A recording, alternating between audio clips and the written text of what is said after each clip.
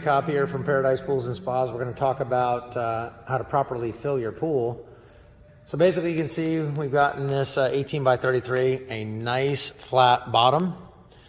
And we started filling it with water. The hose is resting in there. You can see how this liner is sloped at about I don't know, maybe about a 60-degree angle. And you can see in the end over there, you can see these lines that are running down because it's pulling that liner taut, okay? So we know because it's applying all that pressure downward that we want to fill it slowly. You can see that it's starting to get close to the seam as we've got about 1.5 inches of water in there. If you look real closely right here, you can see a seam on the pool.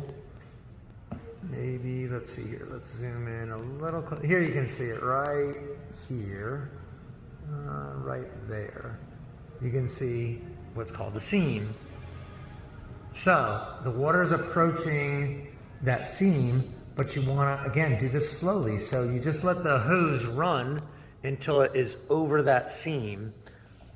Once the water is over the seam, the liner will be riding up on what's called the cove. And the cove is an angled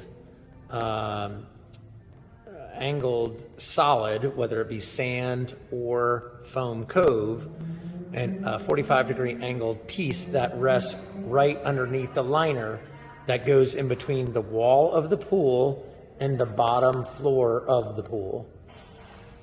The reason why you want this water to fill up onto the cove that rests right around here is because once that water rides up above the seam and against the wall, now you're not applying any downward pressure on the liner, and so it will be relaxed. Lots of times you get a seam separation or a busted liner is because you ran that water in there way too fast and it busted the seam out, which I just showed you guys right there. So you don't want to bust that seam that you see right there. So again, the longer it takes and the more patient you are with running that water in by a hose, you will not bust that seam. Once you get it over the cove and once that liner is laying flat against the wall and you feel that the liner is flat against the wall all the way down and riding onto the cove down here, then you can use a water truck if you'd like to fill up the rest of your pool. Again, you're not going to have them rush that in though quickly because you want to keep that liner nice and flat. You can see how flat the bottom of this liner is. We took our time in making sure we worked all the wrinkles out, but if you take a water truck and rush that water in and the water's just flying in there, what it can do is it can make that liner skip. And if the liner skips a little bit, you're gonna get wrinkles back in the liner.